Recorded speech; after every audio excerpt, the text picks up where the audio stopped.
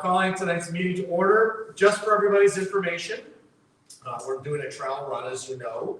We do record audio for each council meeting. Today, we are also trying video and audio for today's council meeting. So just remember to smile. You're on camera when you come with anybody in public comes up and makes any comments. So I just want to make everybody aware that's what's going on. All right, with that, will you please stand for the Pledge of Allegiance? I pledge allegiance to the flag of the United States of America and to the republic for which it stands, one nation, under God, indivisible, with liberty and justice for all. Roll call. Councilmember Wood. Here. Councilmember Conrad Wood. Here. Councilmember Ritchie. Here. Mayor Darris. Here. Councilmember Donovan. Here. Councilmember Joe. Here. Mayor Pro Tem Lee. Do I have a motion to excuse Mayor Pro Tem from the meeting? So moved. Second. All in favor, say aye. Aye. Any opposed? Motion carries. Item 3, reading and consideration of the minutes of the regular meeting held on March 14, 2022. Does anybody have any changes or comments to those minutes? Mr. Mayor, just a couple of minor corrections. Sure. Page 1 of 3, there's a redundancy saying that Mayor Pro Tem John Bowley opened the meeting, public comment 7:15, and open comment at 7:17. Yep. Done twice, that's all. Okay, any other comments? We'll delete that redundant line. With that, any other comments or objections? If not, the minutes will be approved as submitted. Item 4, consideration of request from administration to enter into an agreement with Ventura LLC to install a new play structure at Pier Park. Mr. Reside. Actually, I'll Is turn it it over Chris? to our Parks and Rec Director, Chris Paul. You introduced Chris now. So we'll let Chris start out. All right, good evening, everyone. Thank you. We are here tonight to get a approval to enter into an agreement with Ventura. Ventura is one of the leading companies in Michigan that provides playground equipment. We have worked with them as well as our Grosse Pointe Farms Foundation to put a plan in place to build a new playground at Pier Park. The current playground that sits there currently is anywhere from 25 plus years old. It is beginning to fail in numerous areas, wooden posts failing and deteriorating at the bottom. Some of the play equipment has gotten to its useful life. So we have worked with Ventura to put together a plan that we feel is one of the best playgrounds that we can offer to our residents. Numerous items of play. The color choices, we kind of went out there at a public meeting and asked our residents what they felt was the best option. So the timeline that we're looking at right now is the current playground as it sits will be there through the summertime. Right after Labor Day, if this does get approved, we will bring Ventura in. Ventura will handle all aspects of the removal of the playground, as well as the installation of the new one, as well as with wood grain fiber surfacing. They will handle it all. So we're looking at about a 2-week time frame, give or take weather, before the new playground will be in place by mid-September is our goal. The total project cost is looking at about $350,000 with contingency. That is for, again, all the equipment, as well as the removal and disposal of our current playground. So I can answer any questions that you guys might have. So Chris, can you, the public favor and some of us on council, can you go through the entire process from, design phase, the open meetings, the Parks and Rec Committee review, et cetera, so everybody can understand how it was not just a yesterday thing, but it was an ongoing. Absolutely. Yeah, we did have a thorough process. We actually brought out 3 different companies, including Ventura, to provide us proposals for the playground. Ventura, resoundingly, I would say, was probably the one that was chosen to move forward in the design phase. We did have 3 or 4 meetings with the foundation. They had a committee that they brought together, as well as myself, Shane, and we kind of looked at all the different features, what our current playground has, what our the new playground has, some of the stuff that might be lacking from it. And that's where we came up with that initial design that we went with. We did take it to Parks and Harbor and we did a kind of a thorough presentation about the process as well, showing different elements on the playground, different features that are conducive to our residents. There are features on there that work for kids with autism, kids that might have disabilities, so we do have those features in place. From there, we did host a public meeting at Pier Park where we invited the public to come down. Ventura was actually present, so they did a presentation for us. It was open to residents to give comments. So we did have a few comments from residents about the playground, the way that we kind of decided things, the features on it. And then even after the public meeting, we did put it up on social media and our website, which then allowed the residents to give feedback as well. So we I'd say we probably got 10 or 15 different emails from residents commenting on play structure, questions about handicap accessibility, the color choices, some of the different features. And then at that point, we felt that we were in the position that we could bring it before council. We are a little bit up against it in terms of everything that's going on in the world today. Ventura did inform us that there's a 5% increase coming if we don't have the project PO sent to them by April 15th. So we felt we were at the point that it's a great playground. We think that it's one that's going to last for years and years to come, that residents will enjoy, and that's why it's before you guys tonight. So. And then based on the memo submitted, we have a substantial pledge coming from the Grosse Pointe Farms Foundation to offset some of the cost of approximately $50,000 from the foundation. Yes, they pledged up to $150,000 toward this project to help offset the city's costs. That's right. Okay, fantastic. All right, any questions from council? Lev? Just a couple, Deb, if we have this in the budget. So this will actually be an expenditure in the 2022-2023 budget. So we've got a couple of things happening here from an approval standpoint. The first one being authorization for moving forward and authorizing the contract. This will have to be reapproved or approved for the actual expenditure.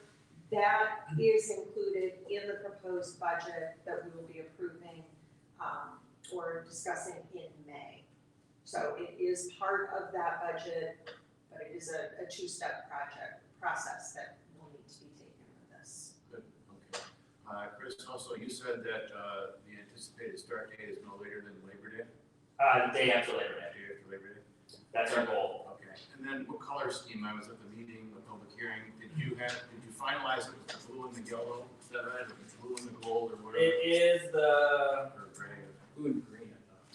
yeah. And I can pull it. But not as green as it looked in the picture, that I kept on saying. Yes, it is not as neon green as you see. So it's the green and blue color scheme with the gray decking.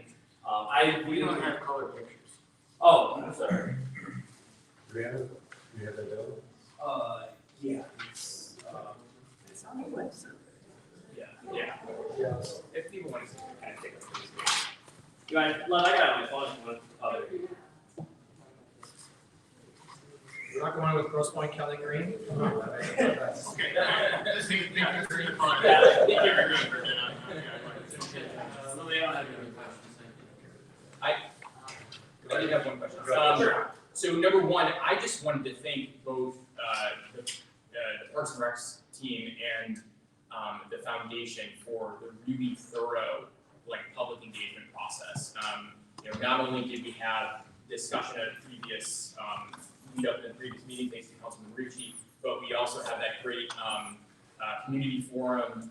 And the engagement also on social media was nice. Having that public forum allowed, I think, me to answer some of the questions that were out there about it. And so I really appreciate it. And just so folks can the way I try to think about this on a month-per-month basis. So over 25 years, the actual taxpayer expense of $200,000 given the very generous $150,000 contribution from the Grosse Pointe Farms Foundation means that this playground is roughly about $500 a month over the next 25 years. So it's a very cost-efficient way to kind of spend this money, given how well utilized we know that playground is. Lord knows I've spent many afternoons there recently. And you went to bed early, right? Oh, so your kid was there. Yeah, right. So one question I had though was, I noticed that there was the additional $38,791 for landscaping and other enhancements that kind of come, I was just curious what those were, so folks could be aware of that. Yeah, so some of that, when we walked the grounds, prior to getting all the proposals, we realized that some of the area right around the, playscape was kind of tired. The yews that are over there, some of the trees that are there. So we wanted to, once this all gets unveiled, we know that also when they go in there and start tearing that thing up, a lot of those plant life is gonna probably get destroyed. So part of that is not only to upgrade and kind of enhance that landscaping, but also to know that we're probably gonna have to replace bushes regardless because of that company going in and with the bulldozers, everything like that, taking it out. That makes sense. Yeah.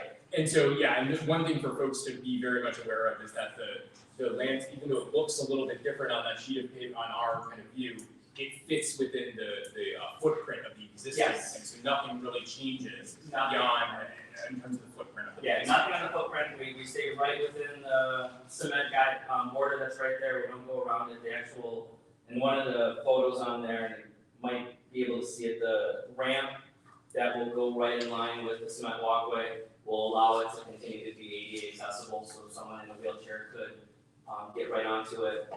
3/4 of the feature could be utilized by them, so it is staying within that current footprint that we have currently. Right, and one kind of consistent question I kept on hearing was about the substrate underneath the thing.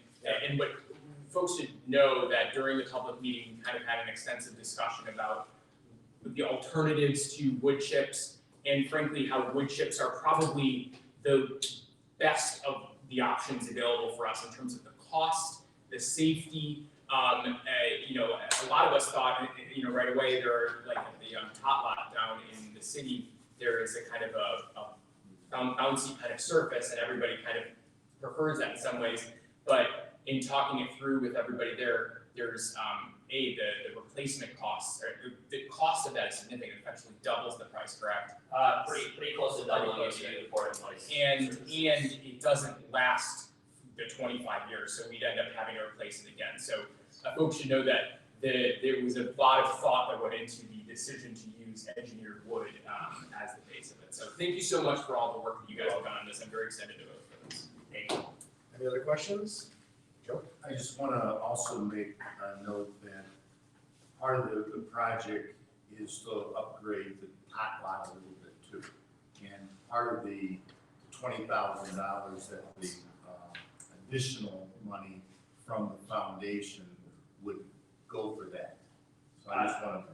That's not in the plan right now. Well, it's not in the budget plan, but it is in the plan for the foundation to step up and Okay. upgrade that at our cost. Oh, gotcha, okay. I wasn't aware of that at that point. Right. That's great. And I brought up the figure about $20,000. That's wonderful. Okay, just so that we're not forgetting the other half of the playground. Gotcha. Thank you. Any more questions from the council? See none. Anybody in the public have any questions or comments on this item? Seeing none, public discussion is closed. What is the pleasure of the council? We have a motion. Lev?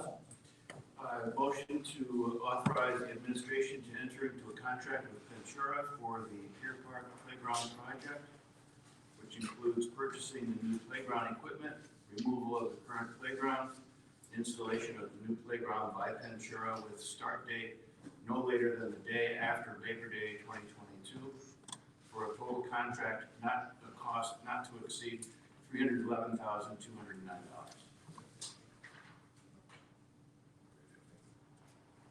I think 350 with the contingency, isn't it? I believe so. Does that change then? 350 with the contingency, The 350 includes the landscaping. so it's 350 then. Yeah. And sure we're gonna do the landscaping? or do we- No, So then why, so the motion really is for 311, because it's our, for the contract. it's for 311. Yeah. Yes, all right, let's get it right. All right, do I hear support for the motion? Second. All in favor, say aye. Aye. Any opposed? Motion carries. Thank you Good so luck. much. Thank you, Chris. Appreciate it. Item 5, consideration of a request from administration to approve budget amendment number 2 for the fiscal year ending June 30, 2022. Deb, I think that's you. That would be me. Every so often, it becomes necessary for us to look at where our adopted budget compares to actual events and spending that took place during the year. This budget amendment is an interim budget amendment. There will be one more at least that comes before the end of the year to true up more of the accounts. But this one is designed to account for certain major events that took place during the year. The first of those major events was the awarding of ARPA funds. So the city received $476,970. This would amend the budget just to reflect those funds having been received. The second major event that took place, as we're all aware, last June, we had a significant rain event that ended up costing the city in excess of $380,000 of unusual, extraordinary disposal costs. In addition, there were other storms that occurred during the summer that caused a significant amount of damage to trees. That cost in the neighborhood of $68,000. This motion would allow the budget to reflect those additional expenditures related to those items. In addition, there are amounts that council previously approved to move into an assigned fund balance. So we took it out of the rainy day fund and earmarked it for certain uses, including transfers to some of our other special revenue funds. What this budget amendment is it now would allow us to move that money from the assigned fund balance into those segregated funds. So this is allowing the transfer so that that money is dispersed to the proper spot. As with any changes to the budget, future actual spending of that money externally will have to be later approved by council. So overall, the gist of this budget amendment would be to recognize that ARPA funding to account for the additional expenditures related to last summer's rain events and extraordinary tree damage, and to transfer the amounts that we had already put aside in assigned fund balance to our other special revenue funds, including $400,000 of the ARPA funds being moved to the capital projects fund. Any questions? Let me turn to Lev first. Lev, Chairman of our Budget and Audit Committee, any comments or questions? Well, I approve of the amendment. I think the one comment that I would have is that with these amendments in terms of expenditures and revenues, we are still between our 20 to 30% fund balance as percent of budget goal, right? Correct. And if council cares to look at here, Debbie's accounting on the last page of what she submitted, it shows that our estimated unassigned fund balance as a percent of the budget would be 23.3%, and our goal is 20 to 30%. And so that's highly desirable, and despite the fact that we're doing all this changing with the accounting here, we're still well within our fund balance goal. Right. And just to clarify, the 23.3% would be if we fully expended everything that's in the budget. We do expect that when everything is said and done and we get closer to the end of the year, our actual end results would be closer to 24.9% remaining in our unassigned fund So even balance. better. That's all. Thanks, Lev. Any other questions from council? So I had one question. I don't think you may not be able to do it now, but I'm just curious as to what these contributions to the a general employee retirement system, public safety retirement system, what that represents in terms of a contribution to the, like, what do we have in those accounts now, and is this a 10% increase? It might just be helpful in the future to know when we're making these allocations, what the current balance of those accounts are. I don't need it to support this particular resolution, but I think in the future it would be nice to know what those are.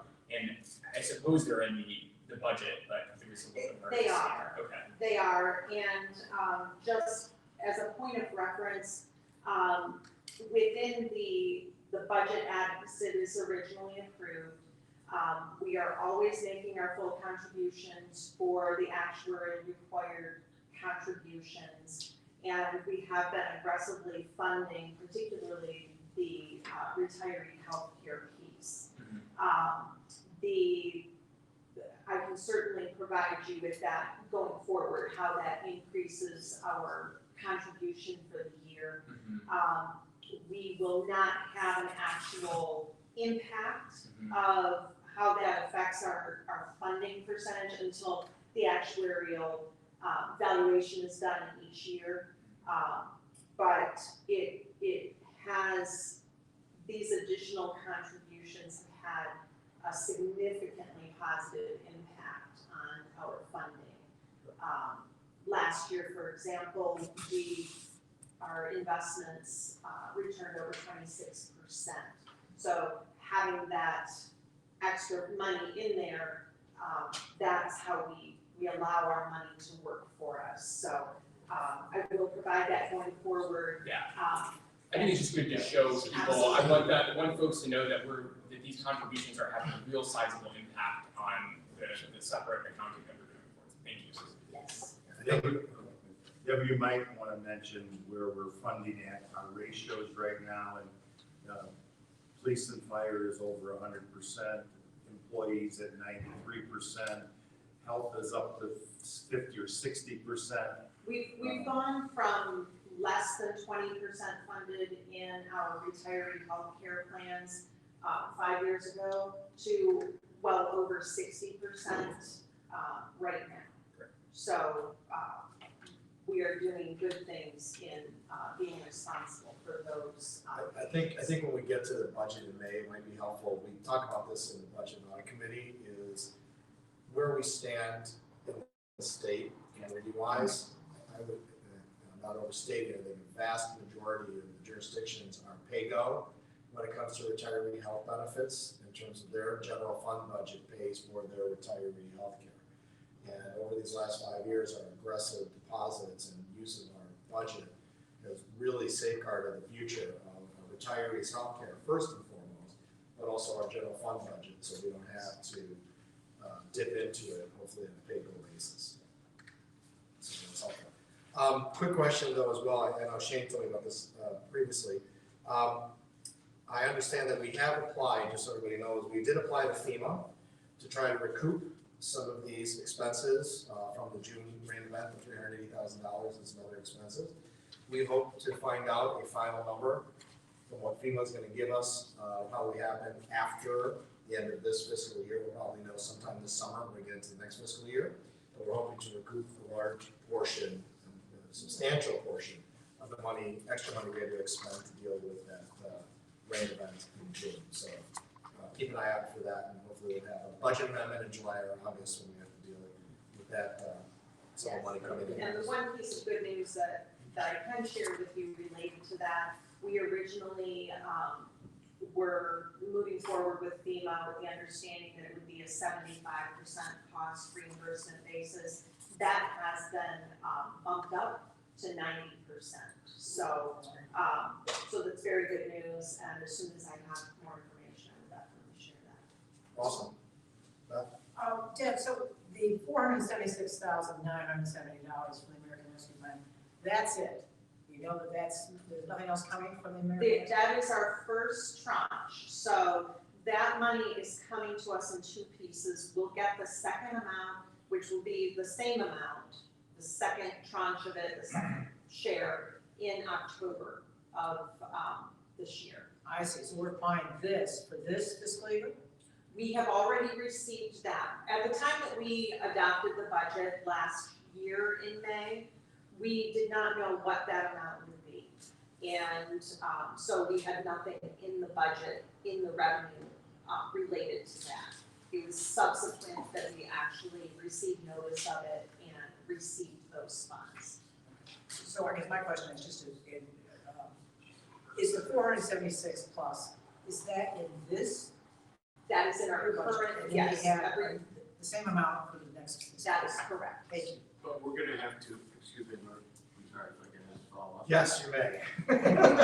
Everybody jump Just in. following the train of. Feels like Thanksgiving dinner. Can't get more than that. We're gonna have to have an amendment then too. Yeah. Right, to recognize that. No, No, because we know it's coming. no, because it's a known quantity now. So when the proposed budget is reviewed and subsequently adopted, it will have that second installment included. Thank you, thank you.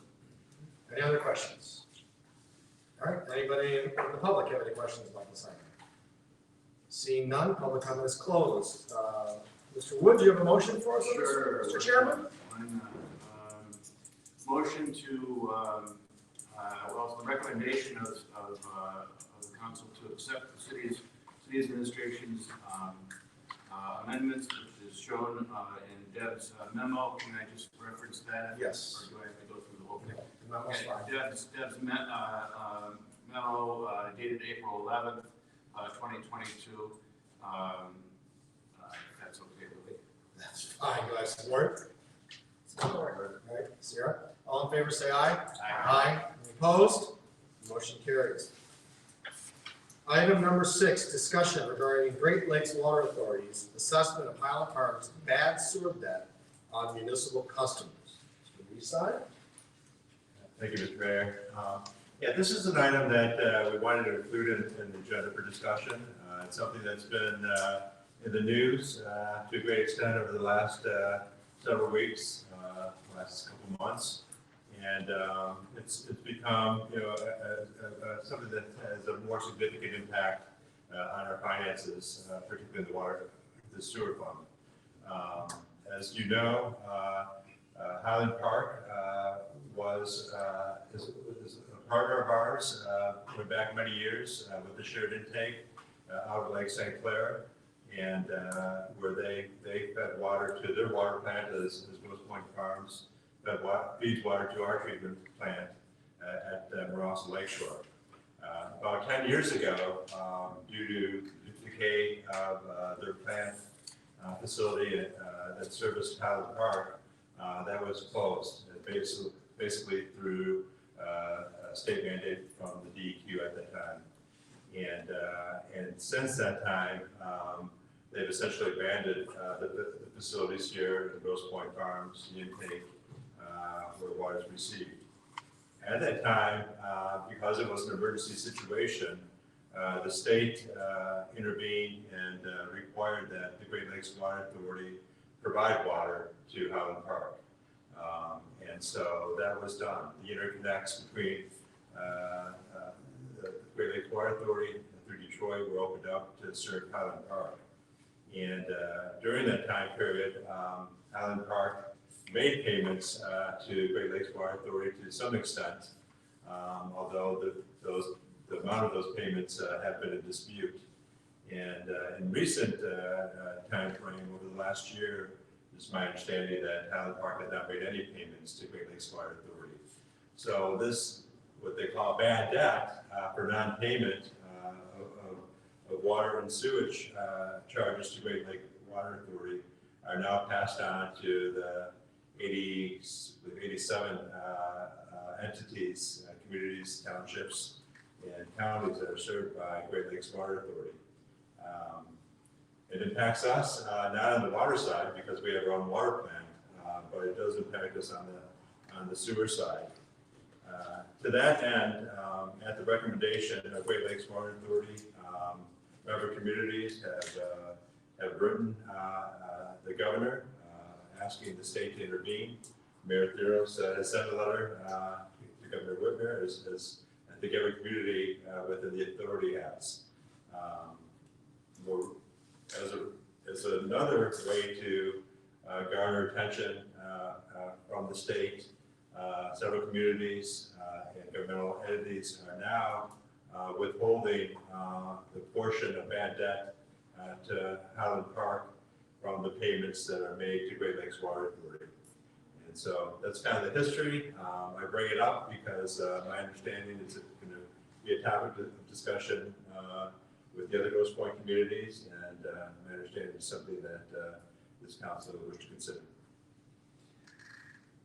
So are you wishing for us to consider and potentially today decide that you'd like us to allow the city to put these amounts in escrow like the other communities are doing? That would be the discussion of city council, but it is, again, something administratively that we feel is being done by the other customers within the authority. A majority of them have taken action at this point to withhold future payments, and we think that we're consideration of city council again to hopefully get further dialogue and action from the state and getting this bad debt issue resolved. Have you talked to the other city managers? And what's, I have. I think we are probably the first to have it officially on the agenda for action, but I know at least 3 of the other 4 Grosse Pointe communities that I've spoken with are planning to take it to their city councils for consideration, and I've not heard back from them. so at least, for my 2 cents, that, Highland Park is, while had been a partner with ours for decades, has not been a good partner the last decade, let's say. They lost their water plant. We tried to work with them on either us taking it over and improving it, or taking care of it until they ever came back to the water plant. And they kiboshed that emergency manager, I think it was, who was very abrupt, very like they're not interested in dealing with the city of Grosse Pointe Farms. They owe us money. As part of all this, I think we've had previous discussions on this. And now we've got GLWA saying, well, now that they owe everybody money, we're going to charge you for their bad debts even further. So we're already carrying some of their debt to us as a city. And, I think and now the GLWA debt is now being foisted upon us, that Highland Park debt. So I'm fully in favor of us following the lead of other counties and municipalities and putting this into escrow and let the state, the court, somebody figure this all out, because until all of us, I think this will bring it to head when you have the vast majority of communities out there saying to the state, saying to GLWA, fix it, not on our backs either. This is a problem that goes beyond just cities, the Grosse Pointe cities. It goes, to all Southeast Michigan. All in favor of us doing this. Joe, sure. So I need some clarification. We pay them now quarterly or monthly for sewage, right? For our own sewage. Our own sewage. Is it being suggested that we withhold that money? No. This is the money that they're saying that we're gonna have to pay them. Have they given us a number? Right. Yes. So $400,000. Okay. So the impact for next fiscal year was roughly 43,000. 55,000. That's their fair share of what. That would be the portion that Pro rata. that would be Okay. withheld and pulled back to escrow conservation. All right. But we still would pay them what we, For ours. for our stuff. All right. Mr. Mayor, this issue has become a tri-county issue. And it's been very much in the news. There was an editorial that was read news just recently. It's been covered by a number of different newspapers, a number of different community newspapers as well, and community meetings have been talking about this. We're not just talking about the Grosse Pointe and Grosse Pointe Farms. We're talking about a lot of different governmental entities that have been paying, and many of them, unbeknownst to them, that they were paying this. So it was automatically just assessed to them, and then finally, it's been revealed through a number of different questions and such that, hey, all of us, all these municipalities are paying a share, 80 plus, are paying an unequal amount as far as to, not unequal, but an unfair amount to offset the debt of Highland Park. And there's 2 issues here. One is that, first of all, that's wrong. because our residents pay for our water. And we are the stewards of that, and if someone's in debt, boy, should we be paying that debt. The second part about it is that there's something here that it really was not revealed to a lot of these municipalities, in these townships, in these counties. You know, you can look at different places, even like in Macomb County, we can look at E-Course, we can look at a number of different Western Wayne County, where they're just absolutely astonished that they have been paying this debt, and they didn't even realize that this is a surcharge that they had no idea what it was for. So there's a couple of things here that are all wrong. I mean, I know that many of the municipalities, particularly in Macomb County and others, have asked that they withhold their payment, put it in escrow. And there's been a lot of call out, including from your letter, Mr. Mayor, that the state should be responsible for this, and the state should be taking some action on this. I am 100% in agreement that we should follow suit with the rest of the municipalities as far as the escrow. So much. I agree with Beth and you, probably. This is really not, it seems to me, GLWA's problem. They were forced to take Highland Park under that in 2012, right? And so they did, and so now we're in this situation. It strikes me that the state could have also told Highland Park, fix your water plant. However much it costs, you just have to pay it, or the state could work with them instead. No, they didn't ask Highland Park to fix their water plant. They just said, all right, leave the water plant broken as it is, and we're just gonna start having GLWA, supply water. So I'm not sure that GLWA really is the bad guy in this whole thing, but it makes it look really bad for them. I think the state is the troublemaker here, and they should be held responsible for this. So I'm all in favor of an escrow account. I don't know how we go about, what do we do? How do we have an agreement and something that we're gonna pay the amount that we owe, or how do we, I don't know the legal situation on how we'd end up paying this ultimately once it gets agreed upon. There'd have to be some sort of a memo or something. I think the goal at the end of the day is that we wouldn't have to pay because the state fixes it. Right. So we would be putting this in escrow in some sort of FBO account for the benefit of or whatever, and then if it resolves itself, then it'd be almost like a self-escrow. That's all it really is. We're not, there's no agreement to be struck here. This is a unilateral action by Grosse Pointe Farms to withhold this money until the problem is solved. We put it in a segregated account, so we'd have an accounting of it, but this would be a unilateral action like every other community to have this money set aside until the matter is resolved. I think I got that right, Bill. You did. All right.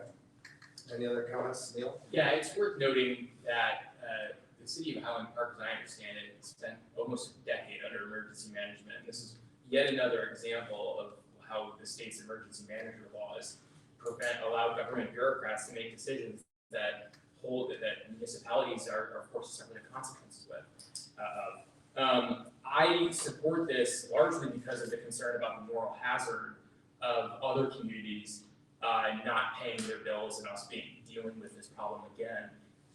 This is one particularly egregious incident, but there's a real concern that if we just let it go past and just dealt with it year by year, we could have other communities dealing with the same problem, getting similar surcharges again and again. One question I had though was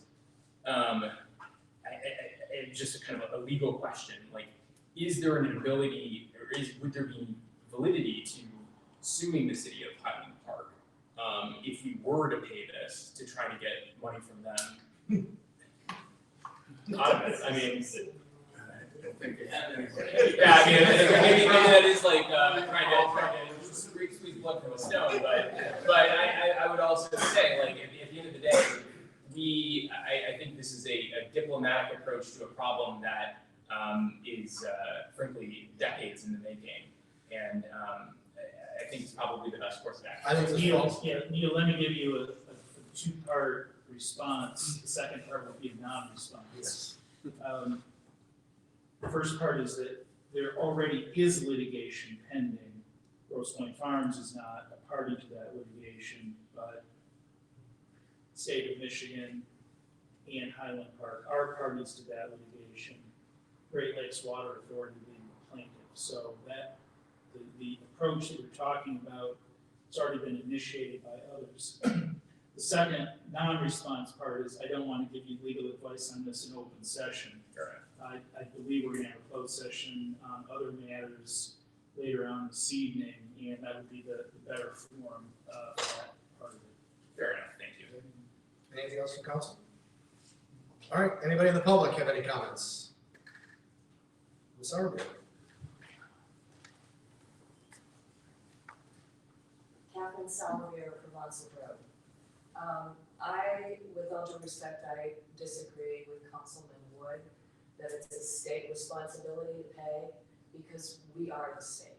So we would just end up paying anyway. And that's not a real goal that I would like to see happen. I have a couple questions. Mayor Theros wrote a letter a month ago to the governor. Have you gotten a response? No. Well, isn't that great? Well, they're in litigation. My guess is they're lawyers that don't respond. But they didn't even respond, that they received your letter.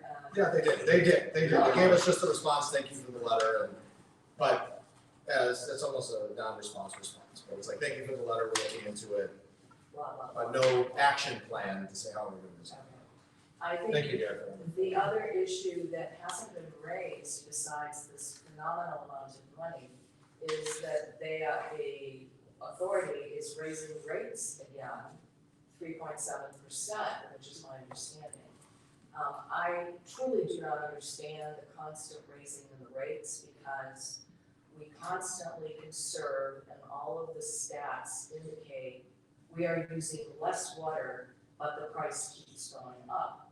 And the explanation I have always read is that there are fixed costs, which to me would mean pensions, healthcare, personnel type costs. But now I'm thinking that perhaps some of this debt may be entering into that, and I don't know if that's the case or not. And so that's a question I have. The other question I have is the Great Lakes Water Authority a nonprofit? I Googled all over the place, and all I did was find very vague terms that said it started out as an independent agency, and it is now a government agency. What does that mean? Is it a nonprofit? What is it? It's an intergovernmental agency regionally created to supply water and to take the control away from the Detroit water system.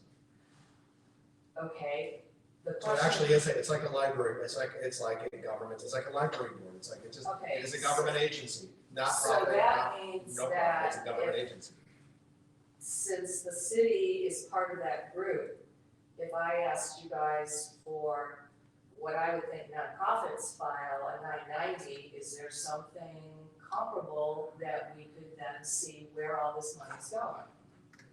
Which hence my question of They do a whether it's year, nonprofit. they do a budget and a year-end synopsis. Mr. Mayor, Yeah. there is a difference between nonprofit and not-for-profit. This is an agency, so it comes under the not-for-profit and it has different filing. Okay, but there has to be mandatory forms of some sort. For a government, that's anything that's required by a government agency, with those required forms, yes. I do not believe they file a tax, I don't believe they file a tax return. We don't file a tax return as a city, and I don't think they do either as a government agency. So it's like SEMTA. SEMTA is a, regional board that creates, regional transportation that we all contribute to. They have to supply budgets by statute or by whatever order was the government that created it. So yes, Great Lakes Water Authority provides those financials, they can show you how much they spend.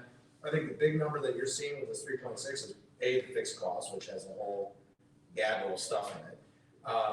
But they also need $10 billion in capital expense to fix, sewer basement flooding and change sewer systems and lead lines and. Well, they said that when they took over from the city of Detroit 10 years ago, so I don't know what's changed. I guess I would just like to see a year-end financial accounting of something. Deb, will that be on the website? It is, they do have information on it. Do they? Yeah. The website is a little Sometimes- amorphous. Sometimes you have to. Oh, dig yes. in. If you look under. It's not like our fantastic website, our new one, thank you, communications. You may have to look under rate setting. So I didn't even get to that part, okay, I'll research more. The next question I have is there is a gentleman that represents Wayne County who was appointed by the Wayne County executive in 2020. His name is Mr. Zek. I'm curious, do we have any kind of discussions? What does this man do? He's on the board, he represents our county. I don't know I can't find anything as to what the duties of the board members are.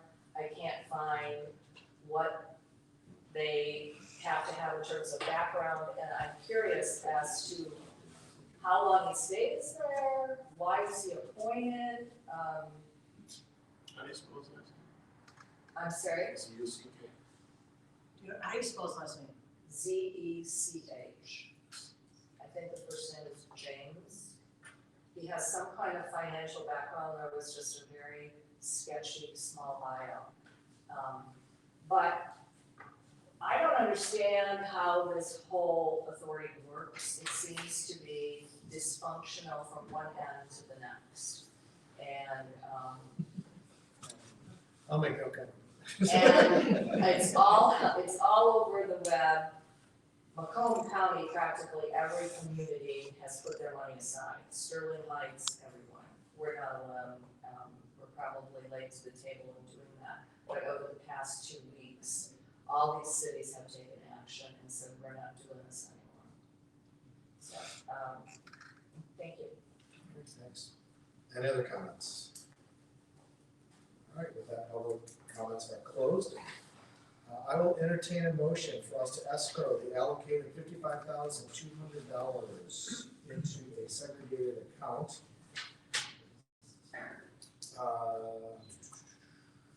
Beginning in the fiscal year July 1, 2022, we'll owe payment to the Great Lakes Water Authority for that portion of sewer costs attributable to Highland Park's non-payment, place those funds in escrow while settlement of this matter is pursued. I will entertain that motion. Anybody so move? Second. No, I can't do it. Loud moves? Second. Yeah, All right, all in favor? I thought you could do it. Okay, all in favor say aye. Aye. Any opposed? All in favor say aye. Aye. Any opposed? All right, motion carries. Sorry about that. I can, so I say, yeah, whatever. All right, consent agenda, item number 7. Anybody want anything removed, items A through F for individual consideration? Could we just remove C briefly, the fireworks, just to talk about that? Sure. I had a couple comments. Anything else? I'm sorry, Lily, I must have missed something. Did we have a motion to, Yes, that's what I said. for Deb's, for establishment of a date for our budget hearing? Was that, is that on? That's in the consent. That's in the consent agenda. That's in the consent agenda? Yes. Oh, okay. You didn't miss it, no, you're right, we didn't miss it, it's here. Okay. All right, I thought we didn't have to state a motion for that. Okay, items C will be taken out. Do I have a motion to accept consent agenda items A, B, D, E, and F? I'll make that motion. Support, anybody? All right, all in favor of passing the consent agenda items A, B, D, E, and F, say aye. Aye. Any opposed? All right, motion carries. All right, item 7C, consideration of a request from administration to enter into an agreement with American Fireworks to perform a fireworks display at Pier Park on September 3, 2022. Mr. Stroka. Yeah, I just had a question. I wanted to kind of verify. So we're going with a new vendor this time around as opposed to the last time. And that was because we were seeing a significant increase in the overall cost, correct? Yeah, I can actually let Assistant Manager answer the question. He's done most of the research and has been in contact with the vendors for the last year. Okay. Yes, so we were notified early in the year that the cost of fireworks industry-wide was going So, with that in mind, and the goal to keep the show the same, based on, it was pretty popular last year, we just increased the budget, or the anticipated cost of the show to the 30% increase of $13,500, and then asked each vendor to make a proposal and break out their costs. That's kind of the way most communities are doing it, because, like, you know, in some communities, the Rotary Club would pay for the fireworks show, well, their budget's the budget, so they would say, okay, here's $15,000, what can you give us for $15,000? Interestingly, this kind of revealed that a lot of the cost of last year's provider was the barge itself, and if you were there, you might notice that the barge seemed pretty large. Well, through this process, we learned that that company has a very difficult time getting a barge. So the actual amount of fireworks we're gonna get for our money is more than, almost triple than what we would have got with our current vendor. That being said, you know, going forward, we'll probably wanna really evaluate this year. Okay, what do we want from our fireworks show? I think there, based on our journal discussions, there might be an opportunity for sponsorships, perhaps through the foundation, perhaps through some of the residents that get a front row seat to the show. But it's, that is how we came to this proposal. And additionally, the proposal itself, we're gonna use smaller shells. Fire Inspector Kraus and I felt that the show last year, while it was great, at times felt a little unsafe because the shells were very large and they almost felt like they were going off over your head. This will be a safer show, but just as nice. Oh man, I kind of like that. Oh, that's it. It's shattering experience in the last one. That is very, yeah, I was kind of intrigued by the breakout. And the reason why I wanted to ask the question, intrigued by the breakout of just the sheer number of fireworks provided. I assume we're going to go with American Fireworks option 2 or option 1? Option 1, What's the difference? the difference is important. The trend in fireworks, perhaps maybe not the Detroit fireworks, but other smaller shows like ours, is they're getting away from the 8 to 10-inch shells because of international shipping regulations. So if you want those 8 or 10-inch shells, you're going to pay a lot extra for them because of you know, they pass along to the customer. So we're kind of already ahead of the curve and we're switching to the 6-inch shells, and that's option 1. Okay, so we're going to go with option 1. Okay, that's helpful. I think that was. Oh, the only other question I had was I noticed that there was a synchronized audio component of this show. That is a new element, right? Yes, it is a new element. And will people be able to have some function where if they're not in the park, they would be able to like hear the synchronized audio in some way? That's a good question. We haven't gotten into the weeds Okay.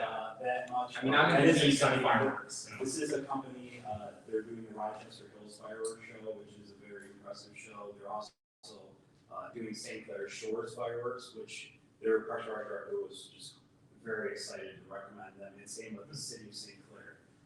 So I've watched videos of their fireworks shows, and I've heard nothing but good things, so it should be an excellent time. Well, I thank you for your work on this and the additional explanation of everything involved. Thank you. Any other questions? Left? Derek, you provided a map of the radius. Yes. Right here.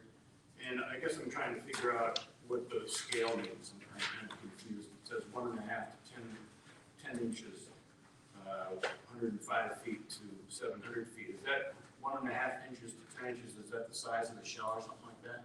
What is that? I can't comment on that, but verbally I've been told that they will, you know, they'll obviously keep a safe distance, but generally speaking, they'll probably be far enough away and out of the boat traffic. You know, if you drew like an imaginary line where people drive their boats typically, they go right on that line, and we'll have the Wayne County Sheriff and the U.S. Coast Guard there like last year to prevent boats from getting too close for their own safety, but also to make sure that they don't swamp the fireworks by, you know, driving by too quickly and getting you recall last year where they, I felt like they were 5 feet away? I felt like they were too close, and I think it's because Okay. they didn't I have guess the barge they thought they were gonna have. It was very ominous when you showed up, it felt like there was a battleship. Yeah, it did kind of feel like that. I'll give you that.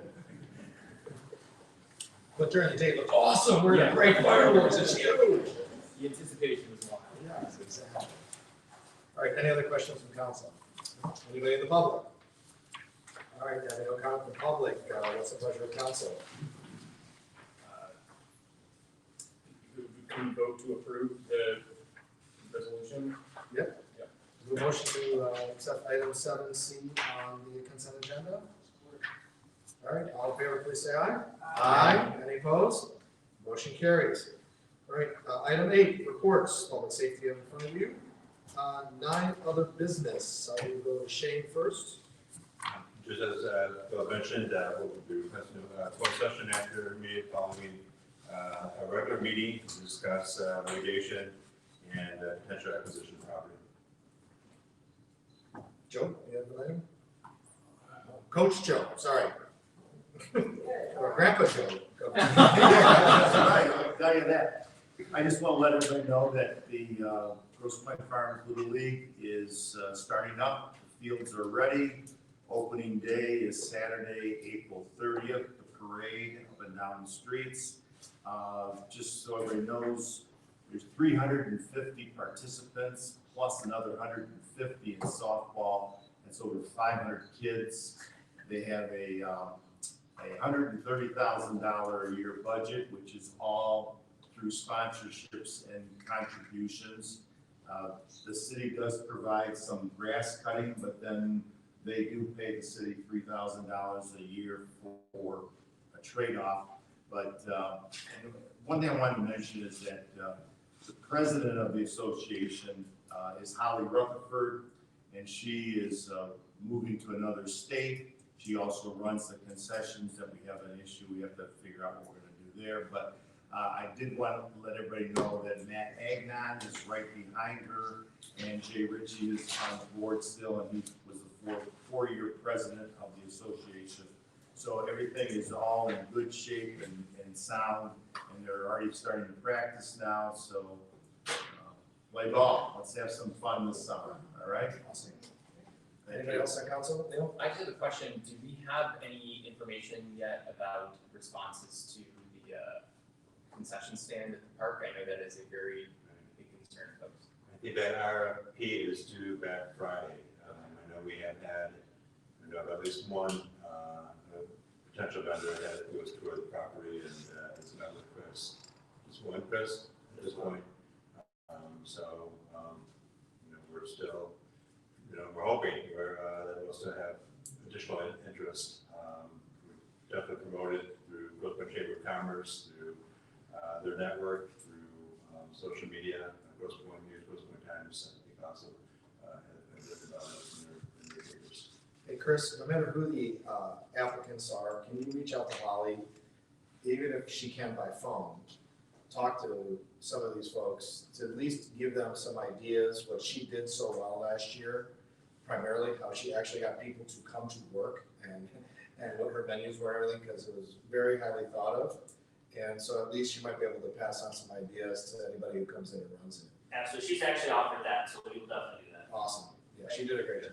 And one other thing I just wanted to personally extend my thanks to the administration and I know our team working on compensation for working to increase the funding for lifeguards on the pier. I know we're going to make this, Shane perhaps can talk a little bit more about this, but we're going to be raising the salary significantly of lifeguards, and the city is clearly doing everything it can to make sure that we can get as many people on the team as possible. Obviously there's a national kind of push for increased wages and need to increase wages to be competitive. But we're thinking creatively beyond that. It's making sure supporting kids getting access to the training they need to be lifeguards, as well as providing them all the equipment they need to be safe being a lifeguard. So I just want to thank the administration for all the work on that, and I encourage everybody to sign up and sign. If you you have a young person or somebody who's looking for an occupation this summer, it's a great opportunity. But also just get the word out about the significant increase in wages this time around. Young people, we've asked our public safety director to dust off the speedo. Yeah, come on. That was only after David Hasselhoff turned us down. Yeah. So you're the next best option. I'm not wearing a suit. He wore very short boxer swim trunks. All right, anything else from council? Anybody in the public comment? Come on up, Andy. Kind of move slowly. Take your time. Peter from 306 Central.